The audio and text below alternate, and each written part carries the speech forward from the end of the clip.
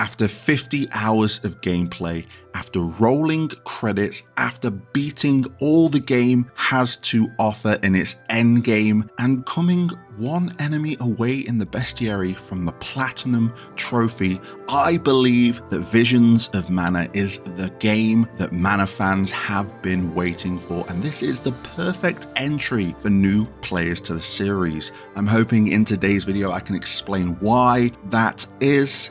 I want to shout out Square Enix for providing me with an early code so I can get my thoughts and opinions and the footage you are seeing right now for this video, though that will not affect any of my thoughts and opinions. These are my thoughts and opinions alone. So with that all being said, what is up guys, Jen here, hope you're all doing well. Welcome back to the channel. As always, got you covered with timestamps down below, so if there's a certain section you would like to skip to in this video, feel free to do so. All I ask is for you to support the channel, hit that like button, and if you want to stick around with the channel, then please consider hitting that subscribe button. So let's dive straight in to Visions of Mana, and we're going to hit it off strong with the story. During the early hours of Visions of Mana, I was feeling that it was pretty slow, but that soon changed after the first couple of chapters were completed and I started getting invested into the story. There was unexpected turns that I was not anticipating that really caught me off guard, and it had a fantastic final act to the game. I'm trying to be as vague as possible so you guys can enjoy what Visions of Mana has to offer, but talking about story when it does its gameplay and its cutscenes is the fade to black. You will notice this pretty early on and it's very noticeable, but as the game went on I didn't notice that as much. I don't know if that was because I got used to the fact that they'll fade into black, or they just simply didn't use that method of going between the cutscenes and the gameplay all of the time. There are moments where it transitions straight from cutscene to gameplay, and these moments are fantastic. I just wish they did it that little bit more often. To make the story work, you need a good set of characters, and Visions of Mana certainly delivers, but again, it takes a little bit of a while to get used to these characters and come to adore and appreciate what they bring to the table. They can feel very flat at times, but if you want to go out your way to see more life in these characters, I highly suggest that you talk to them each time you enter a new location where they're standing about. They've got some nice dialogue that really adds to the story and really adds to their character. And there's various gameplay antics like traversing the lands where you'll see a little bit of party banter between the characters, which strengthens the bonds and just the way you perceive the characters in Visions of Mana. I'm going to leave characters and story to the side now because I truly believe it's something you need to experience for yourselves. Something I did love straight off the bat was the world of Visions of Mana. We've seen this through the trailers, through the demo. It looks absolutely stunning. That is a praise I will continue to give Visions of Mana because it really does look good. Each location that I went to, it just got better and better and better. It's a pretty damn good looking game. But when it comes to the world itself, it offers quite a bit of lore. I feel like I can compare it to Final Fantasy XII to a certain degree because there are NPCs littered everywhere and you can talk to every single one of them. You might not want to do that, you might just want to play the game, but they all offer a little bit of lore to the world, whether it's the venture you are going on to the Mana Tree, whether it's about the arms you meet along the way, or just the way the town is progressing, the daily lives of these NPCs. It's all there, and it's worth for those that want to sort that out to check it out. One thing I absolutely loved when it comes to the world of Visions of Mana is its exploration. There's so much to it, so let's break it down. There are many things littered across the world, whether it's just random items, chests, elemental crystals to power up your elemental plots. Maybe there's a few challenges along the way that you can really test your combat with. There are so many things, including grizzly syrups, which is a vital resource if you want some of those end game items to help you along your way. Now at first, when I had a look at the map and those blue markers all over the place, I was like, really? You're doing the work for me? I want to venture out onto my own. I want to discover these myself. But as it went on, I kind of appreciated what it was doing because yes, they are marked on the map, but you've got to figure out the puzzle of how to get it, because sometimes, yes, you can walk up to it, you have opened the digest. But there are some out there that will require the power of the elements, the vessels you collect along the way. Some of them might require a little bit of platforming, and these can be quite frustrating to reach. But it was always fun to discover and figure out how to get to these points of interest. And just touching on something I've mentioned, the platforming. These worlds are designed for you to just jump across, and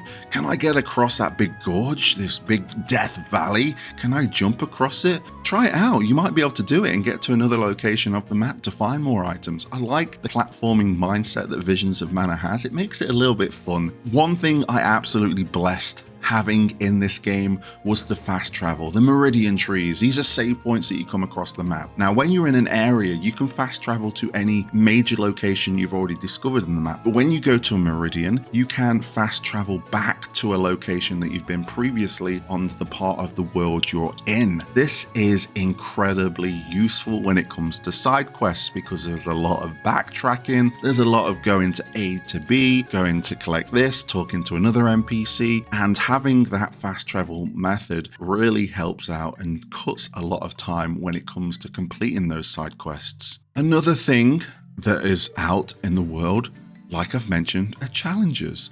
These are ways to test your combat abilities, and we'll touch on combat a little bit later, but they're littered throughout the map for you to do. Sometimes you'll get your ass kicked in an instant, so it's back to the drawing board on what elemental vessels and what jobs you want to use, but some of them you can defeat with ease and get some nice early currency to help you along your way. But there are also rare mobs littered across the field. Some of them, again, you'll be able to go up and to defeat, but some of them you will need to go to the drawing board and really think out a good strategy to tackle these mobs. And these mobs drop pretty rare items that will go into your abilities, but like combat, we'll touch on that a little bit later. Last but not least, there's one thing that is not marked on the map, and that is the little cactus. He is traversing the entire world of Visions of Mana. Every single instance you go in, whether it's an open area, a town, or a dungeon, this guy is hiding there, and it's your mission to find him, and you're going to want to find him because each time you find him, it gives you a little bit of lore of the location that you found him in. Also,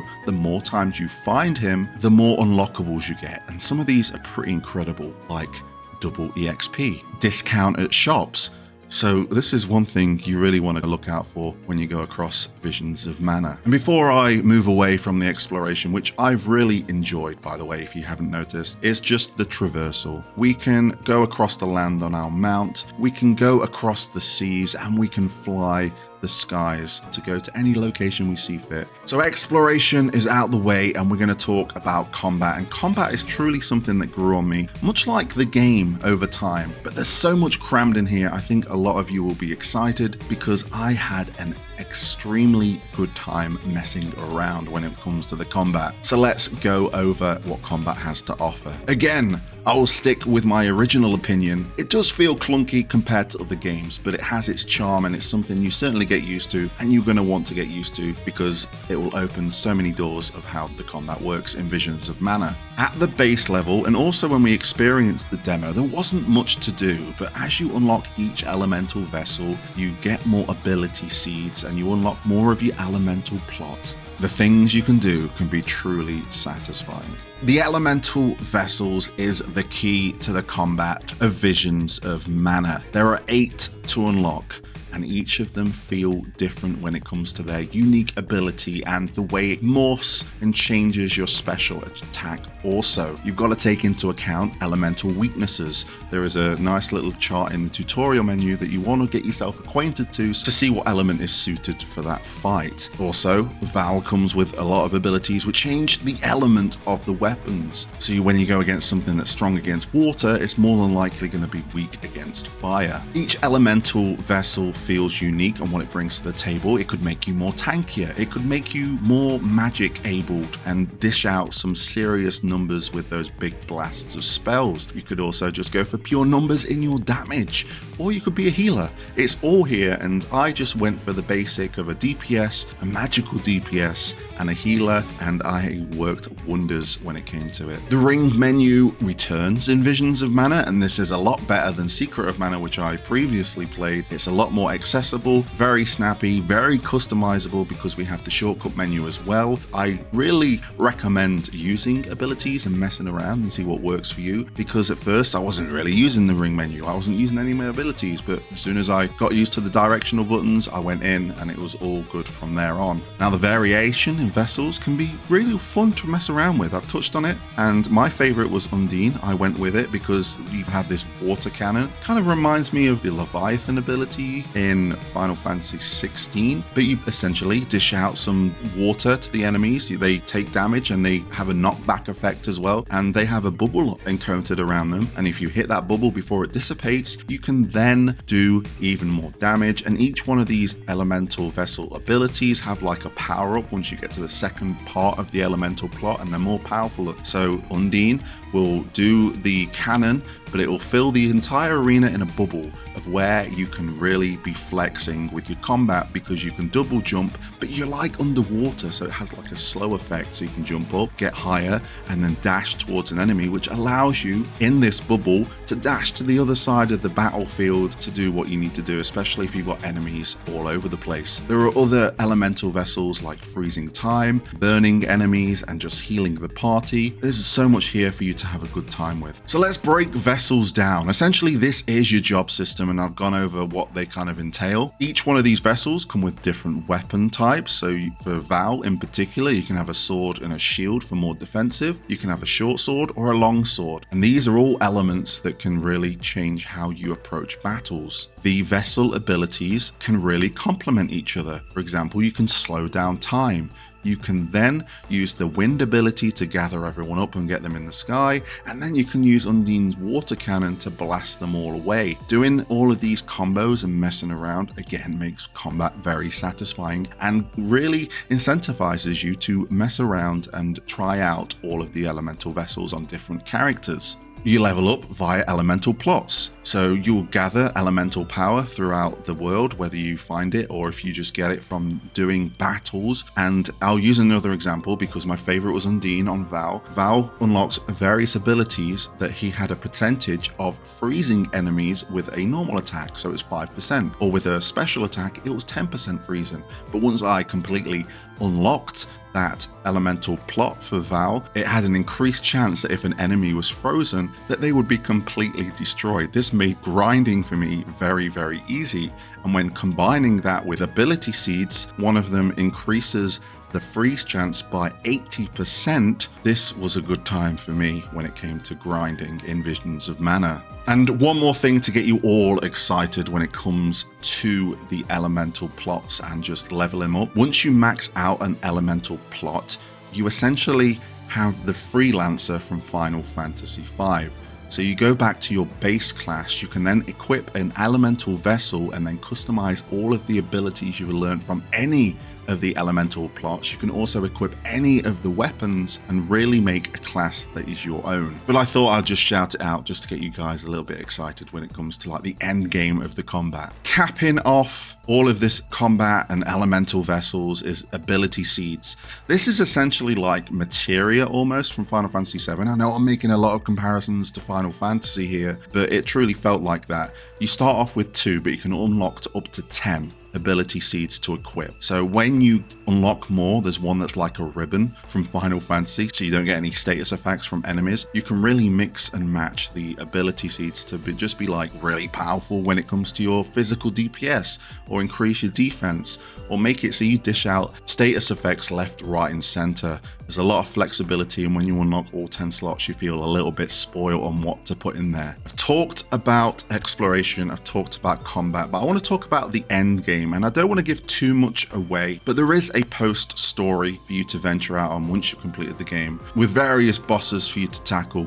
once you've rolled credits. You also unlock the expert difficulty mode. So if you've been breezing through combat and you've even upped it to hard mode, you can also up it to expert and really have a good time with all of the combinations you come up along the way while playing Visions of Mana. And yes, there is also a new game plus, so you can take everything you've unlocked and play through the story again, of which I'm doing currently because I touched on it at the beginning. I have got all of the trophies. Essentially, I've unlocked the platinum in my eyes, but I think the platinum trophy is bugged because during the time of me playing Visions of Mana, I don't have access to a bestiary. There's not many people that have played it, so there's no list for me to refer to, but I'm absolutely sure I've got every single enemy. But it is saying that I'm missing one, but I've noticed that the final boss, when you defeat the final boss, that entry doesn't enter the bestiary. So I'm thinking it might be that, but I might be wrong and there might be something I've missed, but I've checked every single damn area so many times. But that's a conversation for another day.